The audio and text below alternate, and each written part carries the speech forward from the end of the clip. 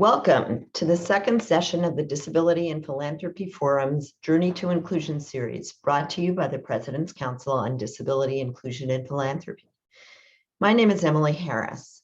I use she, her pronouns, and I'm the director of the President's Council on Disability, Inclusion, and Philanthropy. I come to you from the land of the Council of Three Fires, the Ottawa, Ojibwe, and Potawatomi nations, now known as the City of Chicago. As a hard of hearing woman, I'm proud to be part of the disability community.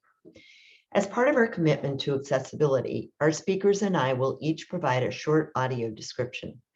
I'm a white woman with dark curly hair wearing rectangular glasses, a black and white flowered shirt with a black jacket over it. Behind me is a screen made of rectangles of wood and white paper. A few housekeeping items for today's learning session. Next slide, please. The recording of today's session will focus on the speaker and moderator, and the breakout rooms will not be recorded. There may be one or two moments when we show gallery view. Feel free to leave your camera off if you have any concerns. You will receive a link to the recorded part of the session in approximately 10 days. We have live captioning today. There are two ways to access these captions. Use the CC button at the bottom of your screen and choose subtitles or full transcript, which will pop up as a box on your screen within Zoom. If you prefer to access the captions in a separate window, a link to stream text is now in the chat. During the first portion of our program today, which will be approximately 35 minutes, we'll be spotlighting our speakers and you will be muted. Next, there will be a Q&A session. You can place questions in the chat and our moderator and speaker will address as many questions as we can for approximately 20 minutes. Again, if you have questions anytime during the program, please put them in the chat and our moderator will continue to look at that.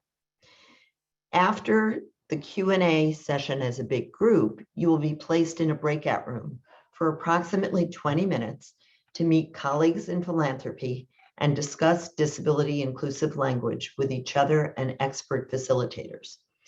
Finally, we'll come back for a few minutes after the breakout rooms to wrap up by 1:30 Eastern Time. We will use the chat to share links to information and you can use it to post questions at any time.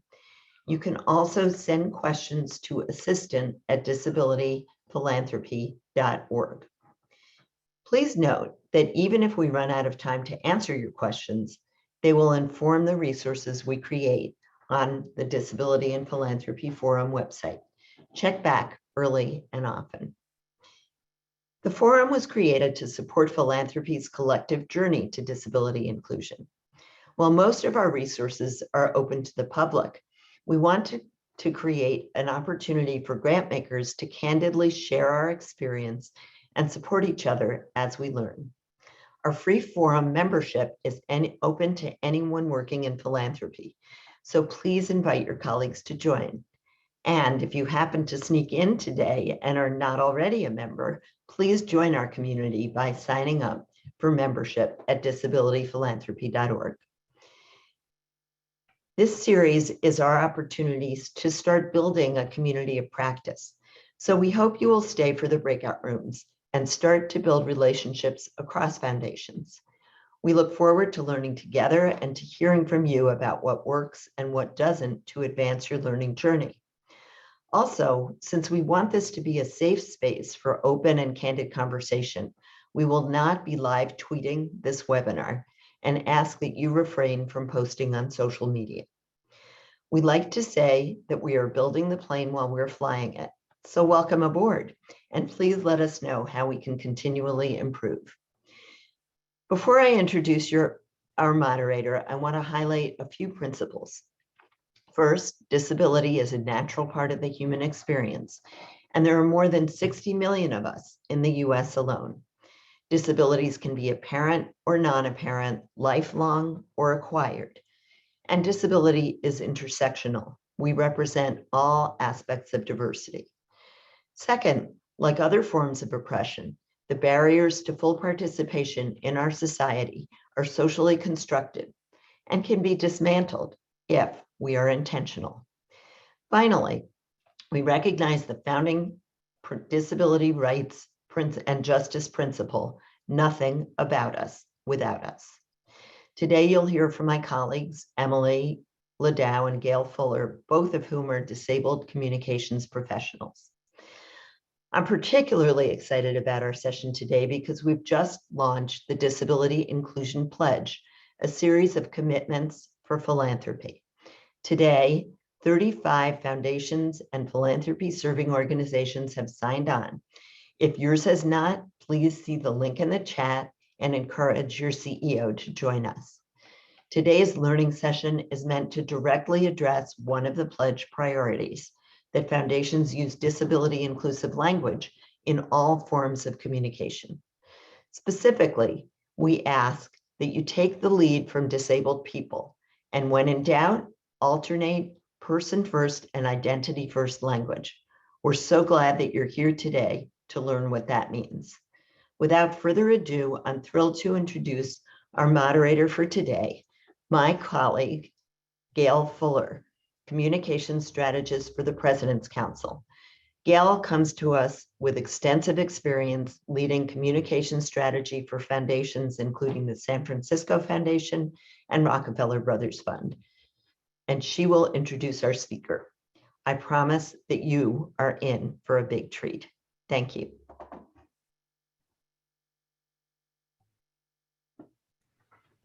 Thank you, Emily, and greetings. I come from the land of the Seminoles, now known as Central Florida.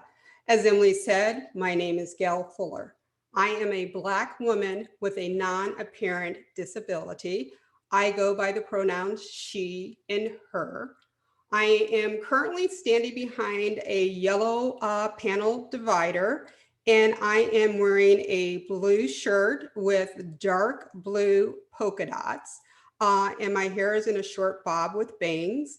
And though it's been at least a year, I decided to put on lipstick for the occasion. I am beyond thrilled today. Emily Ladau is not simply a colleague. She is one of the most talented people that I've had the pleasure of connecting with.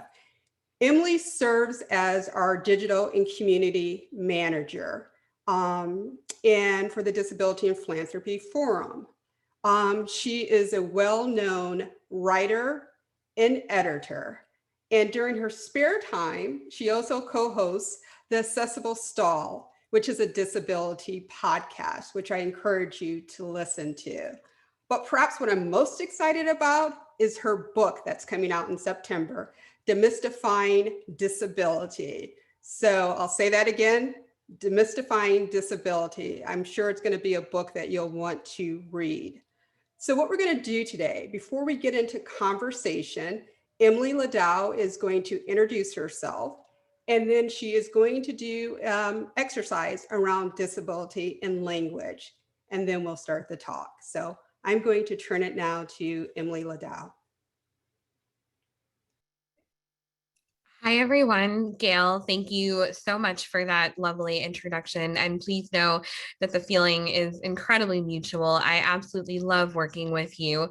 And I'm really thrilled to be in conversation with you today. So as she mentioned, I will give a brief introduction and then we will move into an exercise. So I am Emily Ladau. I use she, her pronouns.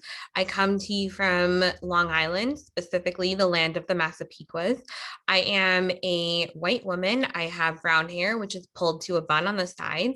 I'm wearing glasses and a pair of dangly earrings. I've got some pink lipstick on and a purplish polka dotted shirt. And behind me is just a plain white wall with my brown chair and a blue pillow. So I am very, very excited to be here with all of you today. And I want to let you know that this is a safe space and that I genuinely mean that. This is the place where you can ask questions. This is the place where you can say things that you're not necessarily sure of. This is the place where you can even make mistakes. It's okay. Disability and language can be incredibly complicated, complex, and nuanced.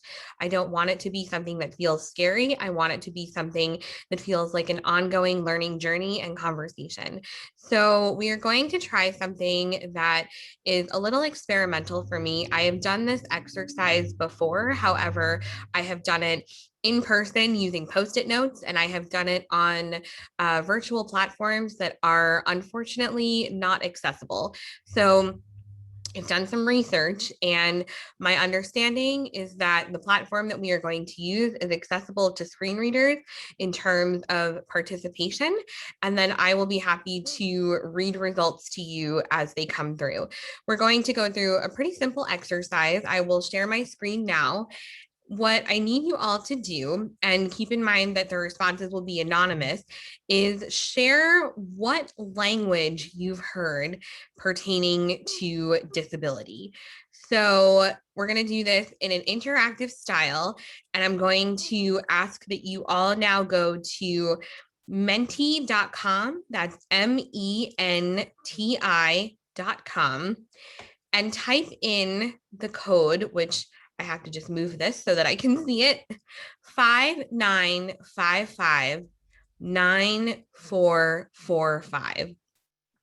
And once you do that, it will bring you to a website where you can enter in words or phrases that you have encountered that describe or refer to disability. And once you do that, it's going to populate a word cloud on this page that I'm sharing with all of you. And together, we're going to go through some of the terminology that we've heard to refer to disability. So take some time to do that. I have left space for up to 10 words that you can enter. Feel free to only enter one if you only have one on your brain. That's okay. Then hit submit, and the words will start to change size as more people submit, depending on how many people submit the same word. I want to give the caveat that if you do use a slur, that is okay for this context, only because I am trying to capture the breadth and the depth of the ways which we talk about disability, both positive and negative. So I will say that I welcome slurs only because it's important for us to acknowledge that they exist. So I'm going to give you a couple of minutes to think through this. Thank you, everybody. This is very exciting to see you all participating. And then I'm going to go ahead and read everything on the screen after about 2 more minutes, okay?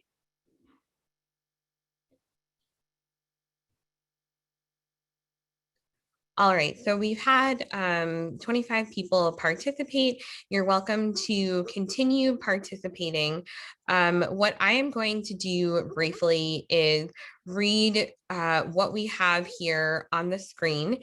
If I do miss something, because I know that it's not the easiest format to read things in, we can also get a copy of this word cloud to you afterwards. But let's just take a look at this word cloud. And I think that this exercise absolutely proved what it is that I was aiming for, which is that there are so many ways to think about and talk about disability.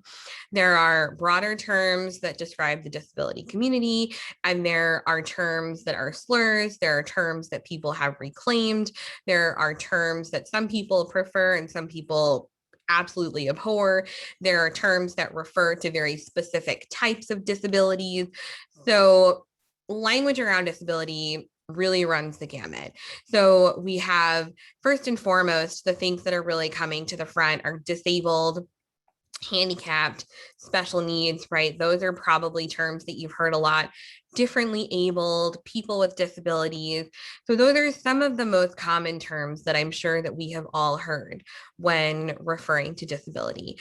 Then of course you have specific terminology for types of disabilities. You have blind, deaf, you have a physical disability, right? You have intellectual and developmental disabilities, chronic health conditions, visual impairments. And those are just some examples of types of disabilities. Cognitive disability, I see as well. Then we have disabilities like invisible disabilities or hidden disabilities. We have visible disabilities. We're going to talk about all of these things. Then we also have examples including euphemisms like handy-capable, right? Or special. Those are words that come up a lot. We also have what's known as function labels, high functioning, which I'm sure that many of us have heard before. And then of Emily? course, yes. I'm sorry to interrupt. We have an accessibility issue. Oh, yes. We need to disrupt the captioning for just a minute because the stream text link didn't work. And so Oh, we're goodness. going to Thank you for the reset heads it. up. I will pause. Great. And I'll go back off. No, I'll stay here until Kathleen lets me know it's fixed. Thank you so much, team. And our amazing captioner team is working behind the scenes to get this resolved quickly. So to our captioners, feel free to just send me a note and let me know as soon as we are ready again. All right, thank you, everyone. And I do apologize because I'm not exactly sure where it is that we left off regarding captioning. But in the interest of time, I will wrap up this exercise. I really appreciate all of you for participating, and I appreciate that you all took the time to share honestly with us some of the different terminology, whether or not it is quote unquote appropriate to use or correct to use. It's really important that we understand that there are so many ways of thinking about and talking about disability. So on that note, I am going to wrap this up, but I do have this word cloud saved. And if anybody would like it for accessibility purposes, I am happy to provide that after the event. So I will stop sharing and we will move on to the conversation portion. Thank you, Emily. And thank you, Kathleen and team, for your work there. I want to begin with the Disability Inclusion Pledge, which Emily Harris mentioned. As you know, one of the core tenets is disability inclusive language. Why is it important and why was it so critical that it was included in the Disability Inclusion Pledge? I'm really glad that we're starting with this because we need to first understand that language shapes how we think about disability, and how we think about disability shapes our language. So if we are not being conscious of the language that we are using, it's very likely that we're somehow not being inclusive of the disability community. And so language is a top priority when it comes to meaningful inclusion. And also, it's really important to recognize that 15% of the global population is disabled. And I think that that is a statistic that we throw around very often without recognizing that there are people behind those numbers. But there are indeed people behind those numbers who have a very wide and diverse array of identities and ways that they relate to their experiences with disabilities. And so if we in philanthropy are not talking about disability and thinking about how we talk about disability, we're leaving out people who are not only part of the global populations that we're often claiming to serve, but we're also directly excluding people who are often the most marginalized. And so when we don't think about disability and we don't think about how to meaningfully include disability, and when we're not consciously aware of the language that we're using, we're automatically excluding people. And the other thing to remember is that disability cuts across every identity. Disabled people like to joke that it's the only community that you can join at any time. And we don't say that as a threat, right? We say that because it's a reality, it's a fact. Anybody can become disabled. And so for us, as disabled people, what we're asking you to do is recognize that by doing something like using inclusive language, you're making the world better for everybody, including you, if you one day become disabled. But it's also really important to note that the pledge that we put together is a floor and not a ceiling. So that means if you're using inclusive language, you don't really get to just pat yourself on the back and say, oh, I've been such a good ally today, which I think is what people do a lot. And so we need to recognize that inclusive language is a beginning, not an end. Talking about inclusive language, we also have moments where there's conflicting language, where we're not sure what to use. And this is probably the question that most people thought I would start with, but you hear a person with a disability, and you also hear people use a disabled person. So identity first, I mean, help us out here, Emily, because that is what I go back and forth in, even in my writing. So I'm glad you brought it up because I know it's also an internal conversation that we have a lot about which type of language to use. And so the truth is that even I find myself feeling conflicted at times. So very briefly, I'll explain that person first language is the language that you hear most often used in philanthropic settings, academic settings, government settings, right? It's become the accepted norm.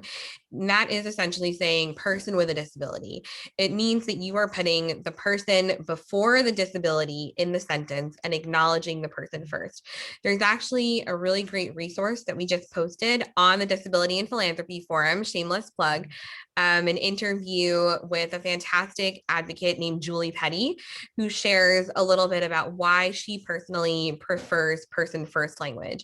And person first language has a really deep and rich history, especially among people with intellectual and developmental disability. That is indeed where the passionate use of it originated, was within what's known as the self-advocacy movement. And it was a very conscious linguistic effort to separate people from their disabilities in order to ensure that their personhood was being recognized. And so person with a disability is absolutely a very appropriate and acceptable way to refer to people with disabilities. That is one of the most common terms that we hear, but we also might hear disabled person, which is a form of identity first language, which essentially means that you're associating yourself with disability as an identity. So you don't need to recognize your personhood in the sentence before acknowledging your disability, because disability is part of your personhood. And so I personally choose to identify as a disabled woman.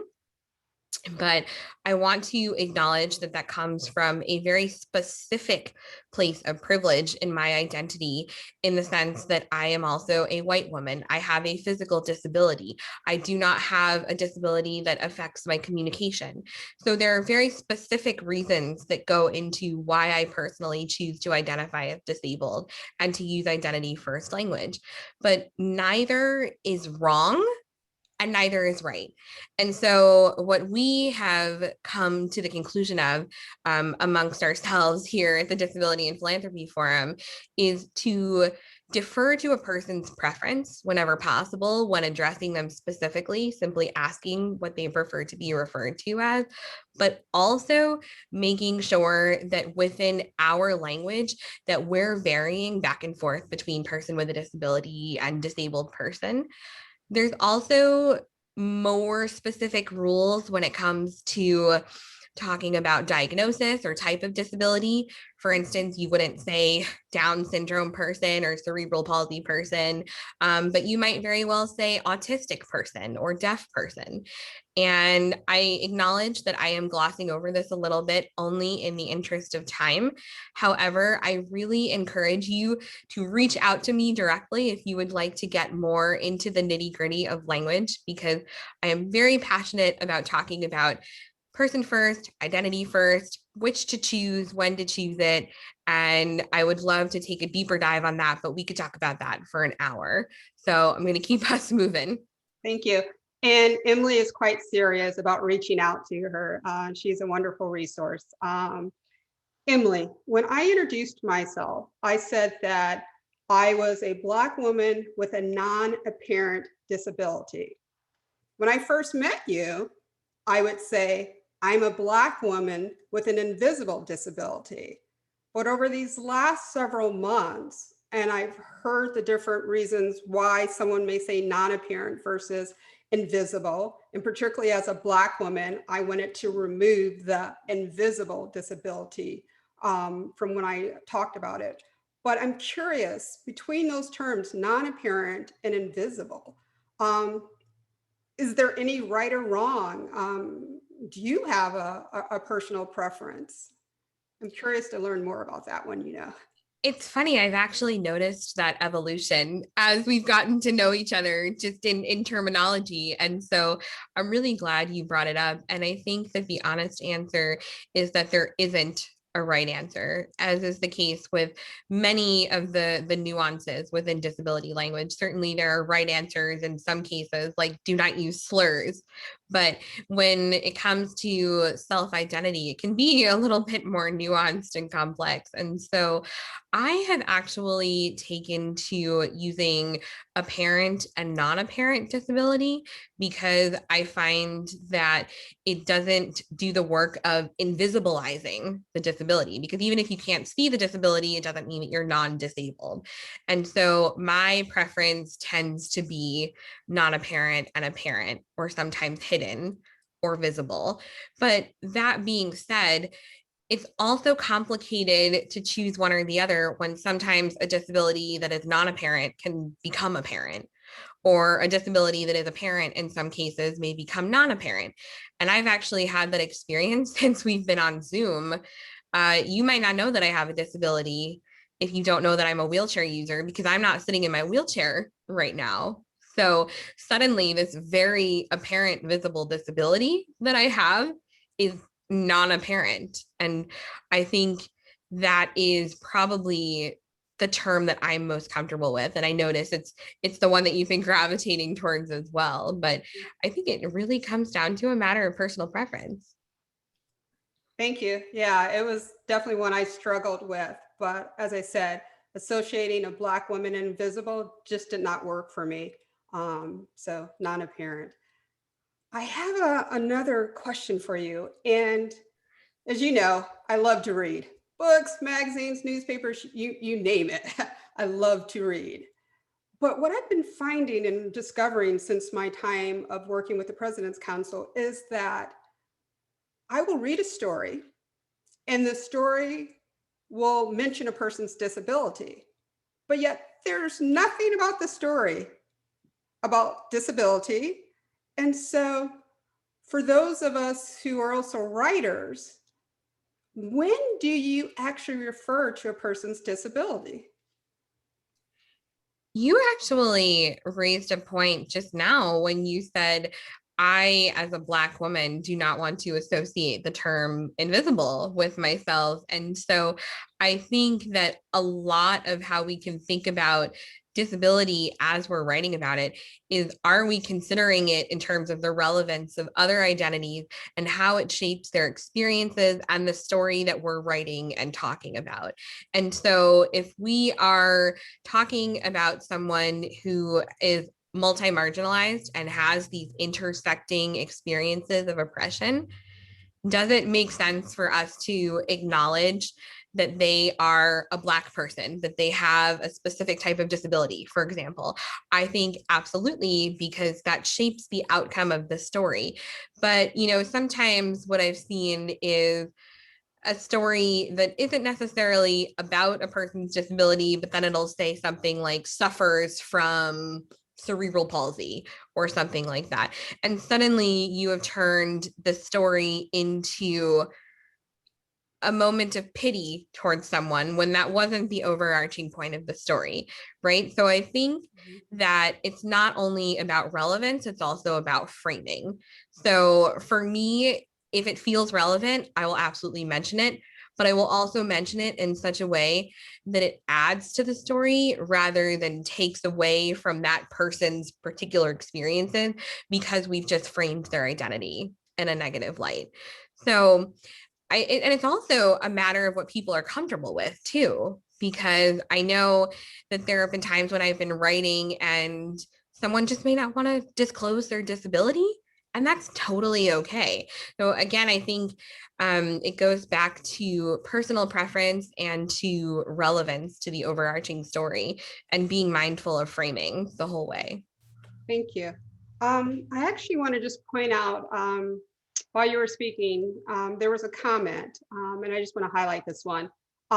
This person says they prefer to use person with not as visible disabilities to describe myself, although it's somewhat wordy. And I think that goes back to what you talked about respecting how people choose to describe themselves. So, Emily, most of our audience today are foundation people. And as a person who's spent more than half her career in foundations, I know that at some time, even with the best intentions of equity, of diversity, of inclusion, the disability community is left out at times. And when they are spoken about, they're spoken about in medical terms. So I'm curious of how you, or what advice would you give to foundations to ensure that when they are actually talking about disability, that they are using affirming language? It's a great question, and I'm smiling because you're absolutely right that, first, a lot of foundations don't even talk about disability at all. And so that's our first hurdle. And then all of a sudden you will see language somewhere on their website, like people with special needs, or, people of all abilities, or, people of diverse abilities, or doing whatever they possibly can to avoid actually saying the word disability. And that's because society sends this overarching message that to use the term disability is somehow a negative, derogatory, shameful thing. But there is a movement, a huge subset within the broader community that is all about the mindset of saying the word disability, actually saying what you mean, rather than dancing around it and saying things like special needs, differently abled, handicapable. I think a lot of people who use those terms are really, really well intentioned, and I want to acknowledge that. And they come from a place where they've been conditioned to understand disability is something that we just don't say. But disability is, in fact, the legal term here. It's not the Americans with Special Needs Act. Having special needs, it's not what's going to give you access to the supports and the services that you need. It's I have a disability. My disability is part of who I am. It's not a bad thing. And I'm going to embrace the term disability as part of who I am. But that being said, I think there are a lot of cultural nuances here. And this is, again, where it can get a little bit tricky, because there are a lot of cultures where disability is considered to be a source of shame. Absolutely. And so using the term disability or coming into your own as someone who has a disability is a lot more challenging than simply coming out and saying, I'm disabled and I'm proud of it. So I want to be very mindful that as much as I encourage foundations to use the term disability, don't forget that if you are working within specific cultural groups, consider how it is that disability coexists with those cultural identities, because then there may come a time where language adjustment makes sense due to cultural sensitivities and being respectful of the culture and how they perceive disability. But on the whole, whenever possible, try to avoiding the word disability. Try to use the word disability. And I'll also add very quickly that there are some other things that, members of the disability community really encourage people to look out for. And that includes terms like wheelchair bound or suffers from. Again, it's all about the framing, and also avoiding terms. And this was one that we saw on our word cloud earlier, like high functioning and low functioning. We ask that you avoid language that kind of arbitrarily sets standards for people of what's normal and what's not. And when we say high functioning and low functioning, that assumes that there is a normal standard of function. But that's really arbitrary because everybody does things differently. You know, you would say that I'm high functioning in communicating, but I'm very low functioning in walking.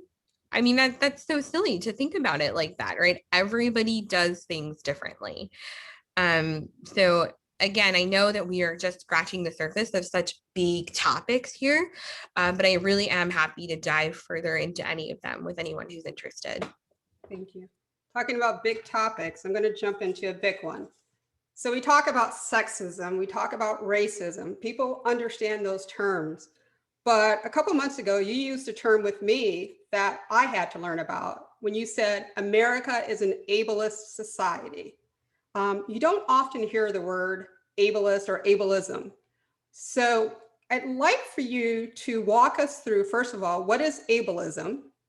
And how can we be more mindful of avoiding ableist terms in everyday language? You know, I never thought of anything about saying like step back or blind spot until we started having discussions around ableism. So I'd love for you to share more with the audience on that. I don't know if I had enough caffeine for this, Gail. I mean, at some point in the conversation, I was going to go deep.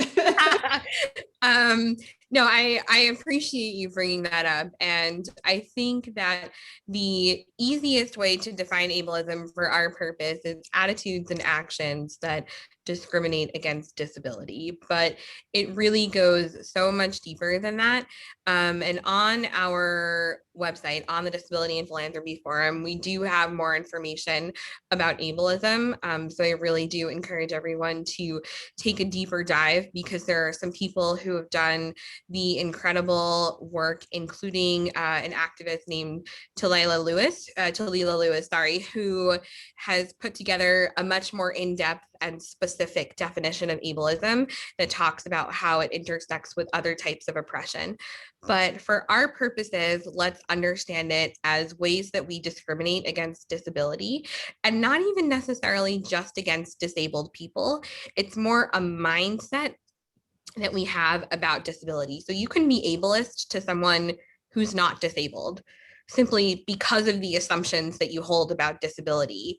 You know, you might say something or you might make a judgment or assumption about someone else, regardless of whether you know that they identify as disabled or not. And that can still be considered ableism. And we also need to understand that ableism in no way exists in a vacuum. It very much connects with all other types and forms of discrimination and oppression: sexism, racism, xenophobia, homophobia, you name it. Unfortunately, it both shapes ableism, informs ableism, connects to ableism. Sometimes ableism causes these other forms of oppression. Everything exists in a very big tangled web of oppression. But for our purposes in terms of language, there are some pretty simple steps that we can begin to take, although they may not feel simple at first, but it's really training ourselves to be mindful of the language that we use. So just for the sake of this conversation, I will note slurs such as lame or moron or crazy or idiot. All of these are things that we say sometimes on a daily basis without even realizing it, but those are actually terms that are considered slurs to people within the disability community. And then we also often fall back on disability as a metaphor. So what you were saying, you know, I'm blind to this, or using something as a crutch, right? We say things like that, or fell on deaf ears. Disability has infiltrated our language in so many ways that we don't even realize that we're being ableist. Taking a moment to consciously think about the words that we're using and how they might have a specific impact, even if that impact was not our intent, is incredibly important. But there are some nuances here in the sense that sometimes people reclaim certain words that you might consider a slur. Examples being crazy or cripple. I wouldn't encourage you to use them if you don't, in fact, identify as having certain types of disabilities where they've been reclaimed, unless you're given express permission to use them. For example, I'll sometimes joke around with people and say cripple when I'm having a conversation, or I might identify myself as crippled, but that is a very personal choice and reclamation. So what we can do to be more conscious in a broader sense is think about how the language we use has an impact on disabled people, even if it's not our intent to offend. Thank you. Emily, I'm going to kind of go back and forth now between some questions that I have and questions from the audience. So this one follows right up with the question I asked, and it is, how does context factor into words that may be perceived as ableist? We often debate the words like stand and stand with and stand up, or voice, like raising your voice. And you've touched on this, but their specific question is, can terms that mean both a physical act and a metaphorical one ever be appropriate? That depends how deep down the rabbit hole you want to go, is my honest answer with you. Because I had this conversation over and over again where I try to avoid using any terminology that might indicate, physical ability, your cognitive ability, your sensory ability. So I was even thinking, for example, the other day, something about envisioning the future. And I found myself pausing and wondering whether to say envisioning the future was ableist because it doesn't include people who have visual disabilities. That's pretty deep down the rabbit hole. And I know that there are plenty of people with vision disabilities who have told me time and time again that if you say, see you later, it's not offensive. It's just a figure of speech, right? But it really does, again, come back down to personal preference. So if you can choose another word, I really encourage you to. And especially for things like standing or voice, those are definitely some of the more obvious ones where you can find other ways of expressing it. So to stand with someone is to be in solidarity with them. And to use your voice is to, powerfully communicate, right? So sometimes it just looks like coming up with other terms. It's also sometimes a matter of which group are you working with? And I mean group in terms of like, are you working with people with multiple disabilities and what preferences are they expressing to you about that? There are some people who really would prefer that you not use things like stand up to or speak up because it may discriminate against someone who has a communication disability or someone who has a disability where they're unable to stand. So in those cases, be mindful of that. Consider how you can use the thesaurus to your advantage is really what I would say. And that's a great point. And also, this is about learning. You're going to make mistakes. We all make mistakes when it comes to language, but to learn from them.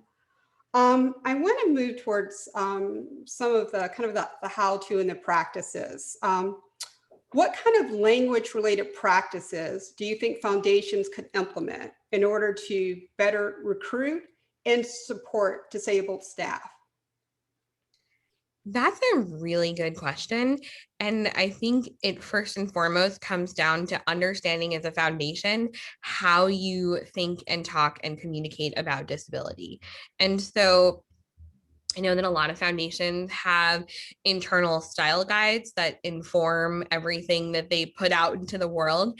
And so if you can be mindful of, as you are updating a style guide, including information on disability, and not only that, but including information on disability language that's been informed by actual people with disabilities and not just your assumptions about their preferences, I think that's a really good start. And so once you have that really solid internal guidance, that's how you can start to create more inclusive job announcements, more inclusive social media posts, more inclusive internal communications with the staff members and consultants for your foundation. often what I will do is this is my little trick. If a foundation releases a job announcement or a report or some kind of communication, I'll just hit, I think on a Mac, it's Command F, and on Windows, it's Control F. And you just type out, disability, or, sometimes if I'm really looking for it, I'll type special needs or diverse abilities. I'm just looking for any mention of the term disability, which is a very low bar to clear, but that's the first thing that I'll do. Yeah. And then from there, I'll look at how a foundation is communicating about disability in what they're putting out into the world. But that really comes from an internal setting of policies and style guides to make sure that you are using inclusive language. Thanks. On the flip side, when it comes to grantees that are focused on disability inclusive work, what kind of language related policies, practices do you think foundations need to implement so that they're more explicit and more welcoming to these grantees? So I think that not only do you need internal style guides, but you also need to explicitly mention disability on your communications, on your website, in your requests for proposals, and do so in a meaningful way, not just throwing it onto a laundry list of identities, but really acknowledging that disabled people and disability communities have a place in the work that you're doing. So the best way to approach it, if you are just starting out with this work, is to consult with disabled people and disability-led organizations. I know sometimes the inclination is to go to organizations that claim that they work on disability, but I'd like to make the distinction that that is very different than organizations that actually are led by and hire disabled people and have them at every level of the organization. And not only that, but we have to really be mindful of the fact that despite that we are philanthropy, we are still very good at asking for unpaid labor and consultation when it comes to things like how to be more inclusive. And so pay disabled people for their consulting. And that is one of the key ways that you will get the information that you need to be more explicitly welcoming. But also don't just pay one disabled person. And I know that this is challenging, especially for smaller foundations. They say, oh, we don't know where to find disabled people, but don't worry, because we have an archived webinar that was the first one in this series that talks about working with disabled people. So you can go back and watch that if you're not sure where to find disabled people or how, and make sure that you're really getting insights from a cross section of the community. Yeah, that's great advice. Disability and Philanthropy Forum is a great resource. What about with foundations, the other grantees they work with? How can foundations encourage all of their grantees to use disability inclusive language? Should there be requirements? Some people complain that foundations have too many requirements. What are your thoughts? My hope is that foundations will start right now by modeling best practices. I believe that we learn from what we witness. And so if we are seeing foundations model these best practices, it's a great place for grantees to start. But in my dream world, foundations would not only model these best practices, but also strongly encourage their grantees to ensure that they're also using disability inclusive language and that they're being affirmative of disability in their communication. In my real dream world, it would be a requirement that, if a grantee is going to receive funding, that disability inclusive language and disability inclusion in general is something that is actually meaningfully a part of the work that they do. But as a really solid first step, I hope to see foundations modeling what they would like their grantees to do. And I think that's going to be the best way to roll the ball forward. Thank you. I so agree with you. I'm going to take a question now from one of the participants. How does someone kindly correct someone that doesn't use the correct terminology referring to a person with a disability or uses a slur? And one of the situations they mentioned is, like, for example, a situation where the people in the room have non-apparent disabilities. But basically, what do you say when someone doesn't use the correct terminology? I love that question. And I think that the really important thing to keep in mind is that we are calling people in and not calling them out. And there is a big distinction there. And so I think that when you're calling people out, you're really putting them on the spot and making them uncomfortable. And to be quite honest, sometimes that's necessary.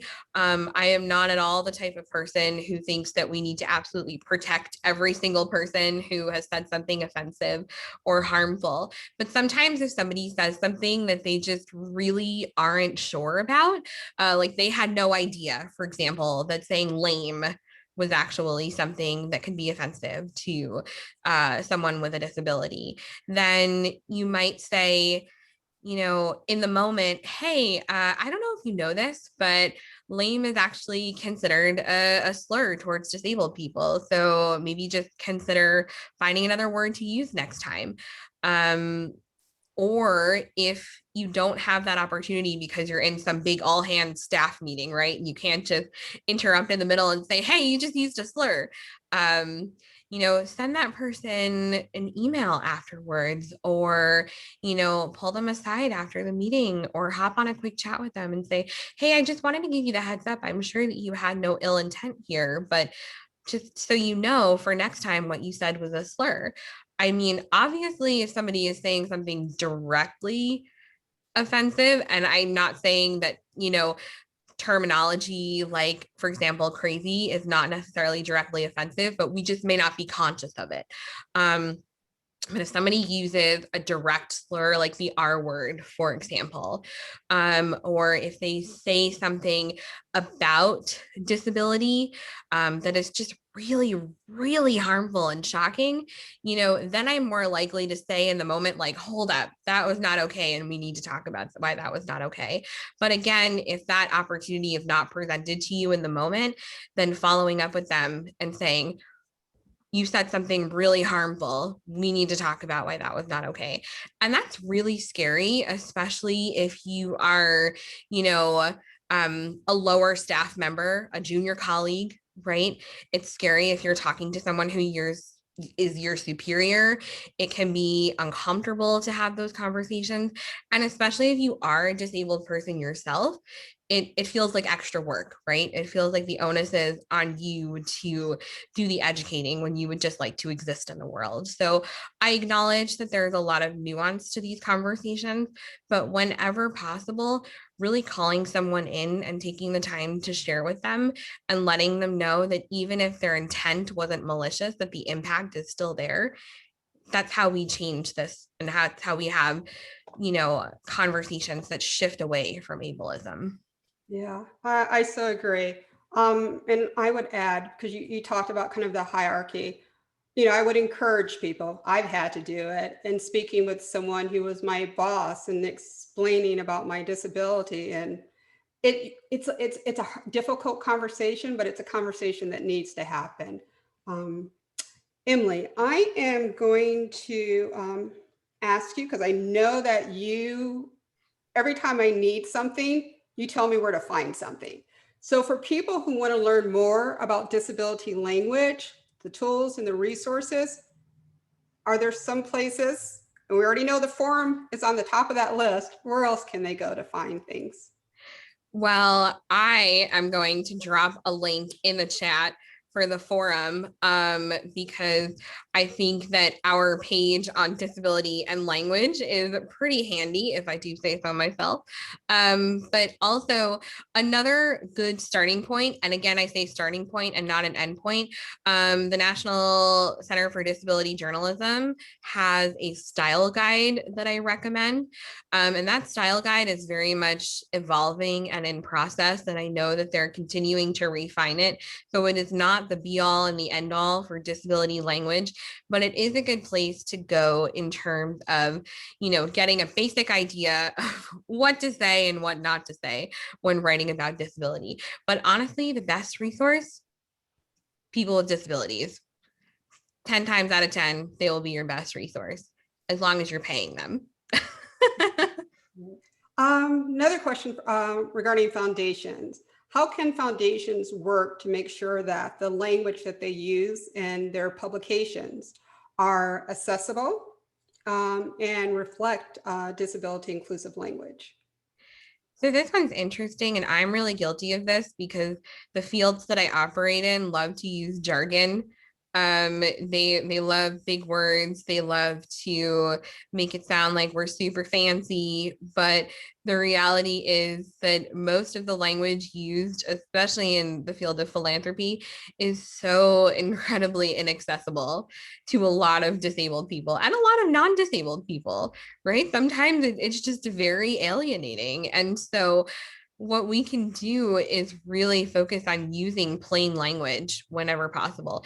And this is something that I am going to wholeheartedly admit that I am still not good at because I come from a background of academia. And so I was taught that the bigger the words, the better the grade. And unfortunately, that logic has carried over with me in a lot of the work that I do. So even when I was writing my book, I had to go back and say, oh my gosh, is this even understandable to people?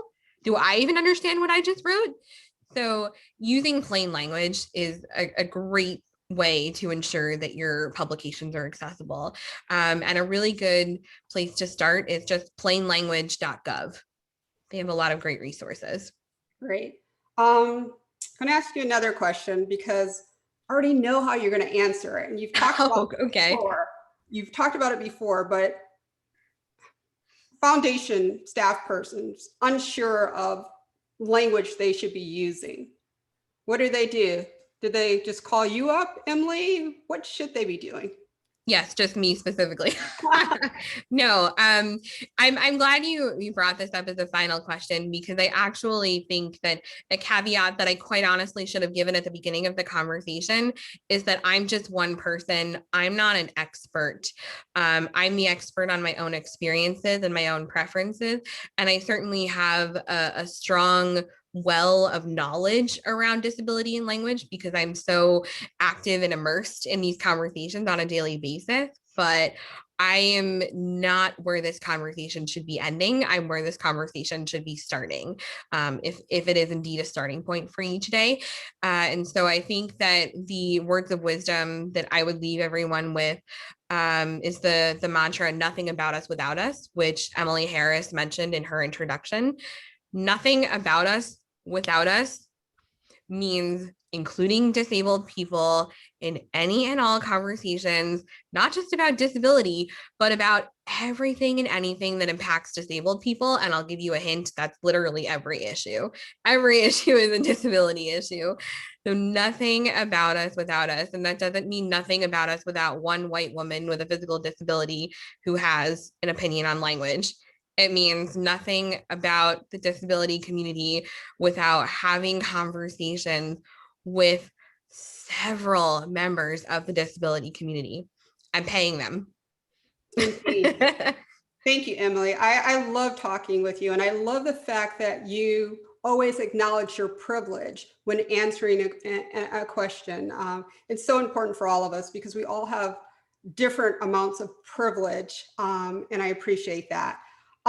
Anything else you want to say before we turn it back to Emily Harris? I have enjoyed talking with you as usual. I know we talk every week, but it's fun to actually be able to talk on a particular subject. So I just want to express my gratitude to you first and foremost for always pushing me to have such thoughtful conversation.